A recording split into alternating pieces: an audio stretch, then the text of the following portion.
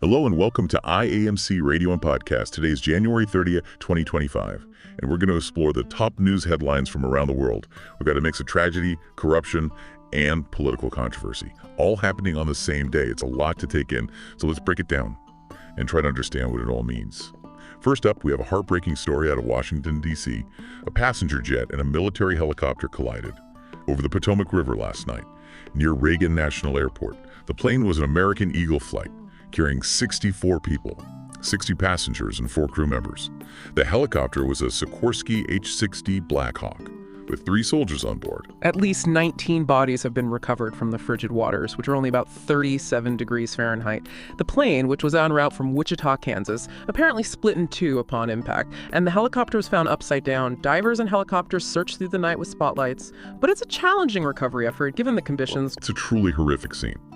And American Airlines CEO Robert Isom has issued an apology and pledged full cooperation with the National Transportation Safety Board.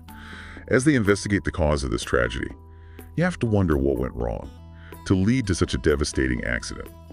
Now shifting gears, let's go to Nigeria, where a former governor and 2 associates are currently on trial for a massive $110.4 billion fraud. That's a staggering amount of money, over $240 million US. The accused are Yahaya Bello, Umar Shuaibu Aricha, and Abdulsalami Hudu. They're facing charges of criminal breach of trust and money laundering. One of the most striking details from the trial involves an associate of Yahaya Bello named Shehu Bello. He reportedly bought a property for $550 million, but then demanded a refund when he discovered it was under investigation by the Economic and Financial Crimes Commission, the EFCC. It turned out the property was linked to Yahaya Bello, and that's when Shehu Bello suddenly wanted nothing to do with it. It sounds pretty suspicious, doesn't it? Yeah. I mean, who demands a refund after buying a property, unless they have something to hide? It definitely raises a lot of questions about what was going on behind the scenes. This trial is ongoing, and we'll be following it closely to see how it unfolds. Okay, let's move on to another story out of Nigeria, this time involving the former executive secretary of the National Health Insurance Scheme, Professor Usman Yusuf.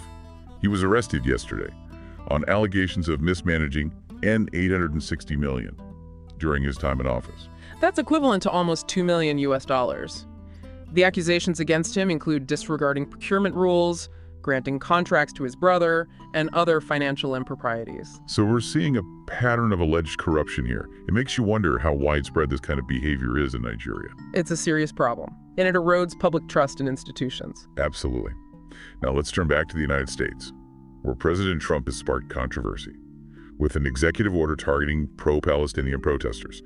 This order, which is aimed at combating anti-Semitism, particularly on college campuses, calls for immediate action from the Justice Department to prosecute threats, vandalism, and violence against American Jews. President Trump has specifically vowed to deport non-citizen college students who participated in pro-Palestinian protests and to cancel the student visas of those he deems Hamas sympathizers. This has raised concerns about potential infringements on free speech and the unfair targeting of specific groups, while some Jewish students have expressed support for the order, citing experiences of harassment and intimidation.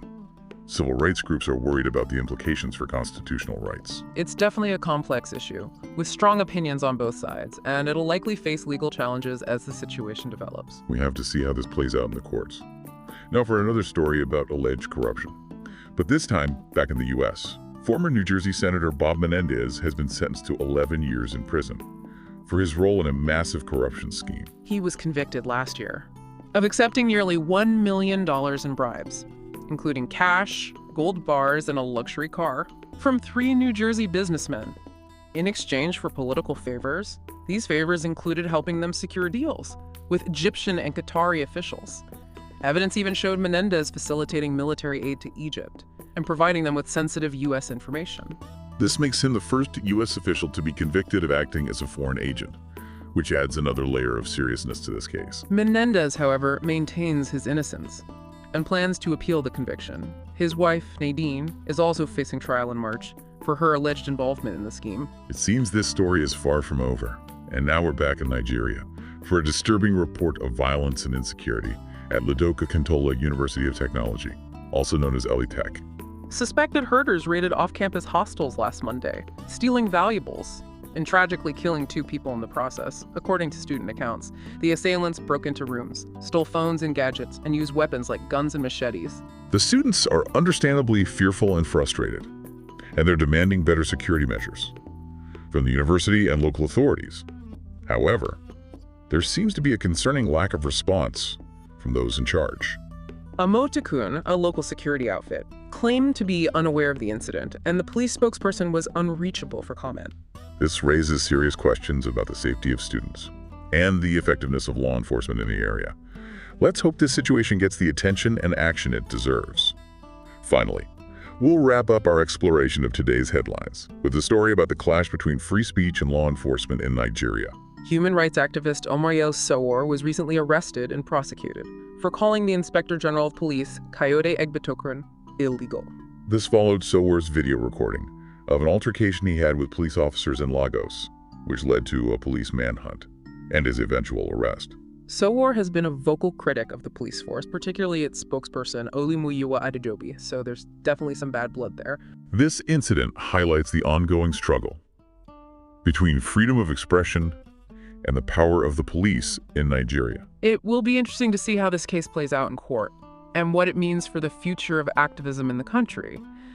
It's been a pretty heavy day in the news, hasn't it? From the skies over Washington, D.C. to the courtrooms of Nigeria and back to the political battleground of the U.S., it seems like the world is full of chaos and uncertainty. It can definitely feel that way when you're bombarded with so much negative news all at once. But I think it's important to try and find some meaning in these stories to see if there are any patterns or connections that can help us understand what's going on. I agree, and one theme that seems to be emerging from several of these headlines is the erosion of trust. You're right, we see it in the allegations of corruption against powerful figures like the former governor in Nigeria and the former senator in the U.S. These cases suggest that those in positions of authority might be abusing their power for personal gain, which can lead to a sense of cynicism and disillusionment among the public.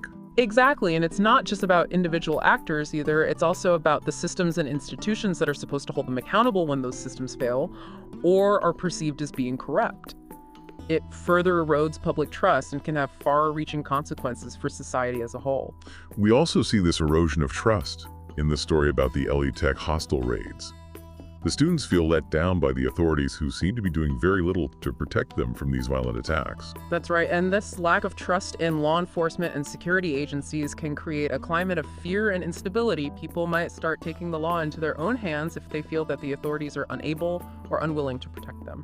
And speaking of a lack of trust, President Trump's executive order targeting pro-Palestinian protesters is another example of how actions by those in power can undermine public confidence. Absolutely. While the order is framed as an attempt to combat anti-Semitism, many people see it as a way to silence dissent and target specific groups based on their political views. This can create a chilling effect on free speech and make people hesitant to express their opinions for fear of reprisal. It's a slippery slope when you start limiting people's right to protest or criticize the government, and it also raises questions about the government's commitment to protecting the rights of all its citizens, not just those who agree with them. That's a crucial point. A healthy democracy relies on the ability of citizens to express their views freely and hold their leaders accountable without fear of retribution. So we've talked about the erosion of trust as a common thread in many of these headlines, but what about the other side of the coin? Are there any glimmers of hope in these stories? Are there any signs that people are fighting back against corruption, injustice, and violence? I think there are. For example, the fact that these corruption cases are being brought to trial at all is a positive sign. It suggests that there are people within the justice system who are willing to hold those in power accountable, even if it's a slow and difficult process. That's true, and the students at LU Tech, despite their fear and frustration, are speaking out and demanding better protection. Exactly. They're not just passively accepting the situation, they're organizing, protesting, and using their voices to try and bring about change. And even in the story about Omoyele Sowore's arrest, there's an element of hope in his defiance and his willingness to challenge those in authority. He's a human rights activist who's been critical of the government for a long time, and despite facing arrest and prosecution, he continues to speak out against injustice and abuse of power. So even though these headlines paint a rather bleak picture of the world, there are still individuals and groups who are fighting for what's right. They're the ones who give us hope that things can get better. I think it's also important to remember that these headlines represent just a small fraction of what's happening in the world. There are countless other stories out there, stories of kindness, compassion, and resilience, stories of people working together to make their communities better and to build a more just and equitable world. I completely agree. It's easy to get caught up in the negativity, but it's important to seek out those positive stories too. Yeah. They remind us that even in the darkest of times, there's always hope, and there's always something we can do to make a difference. It's easy to get lost in the weeds, especially when there's so much going on. Absolutely. And I think that can contribute to this feeling of overwhelm, like we're constantly being bombarded with bad news, and there's nothing we can do about it. It's important to remember that we're not powerless. Even small actions can make a difference. Right. And sometimes just staying informed and engaged is a step in the right direction. Speaking of staying informed, let's shift gears a bit and talk about something that often gets overlooked in these big news stories: the human cost. Yeah, it's easy to get caught up in the numbers and the statistics, but we can't forget that behind every headline, there are real people whose lives are being affected. For example, in that tragic plane crash over the Potomac, we hear about the 19 fatalities. But each one of those numbers represents a person with a family, friends, a whole life story. It's heartbreaking to think about the ripple effect of that loss, the families and loved ones left behind, trying to pick up the pieces. And it's not just about tragedies like the plane crash. Even in those corruption cases we discussed, there's a human cost. Absolutely. When public funds are mismanaged or stolen, it means less money for essential services like healthcare, education, infrastructure. It affects people's everyday lives in a very real way. And then there are the individuals who are directly targeted, like those pro-Palestinian protesters facing potential deportation. They're exercising their right to free speech, but they're being caught in the crossfire of a political battle. It's a reminder that these aren't just abstract issues. They have real-world consequences for people on the ground. So as we consume these news stories, it's crucial to remember the human dimension, to think about the individuals and families impacted. I think it's also important to consider how we can turn this awareness into action. Absolutely. We can't just sit back and be passive observers. Right. We can support organizations that are working to address these issues. We can contact our elected officials and voice our concerns. We can even have conversations with our friends and family to raise awareness and encourage them to get involved. Even small actions can make a difference, and collectively, they can create real change.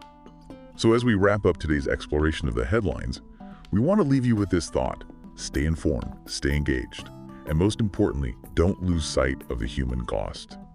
Thank you for listening to today's top news headlines on IAMC Radio and Podcast.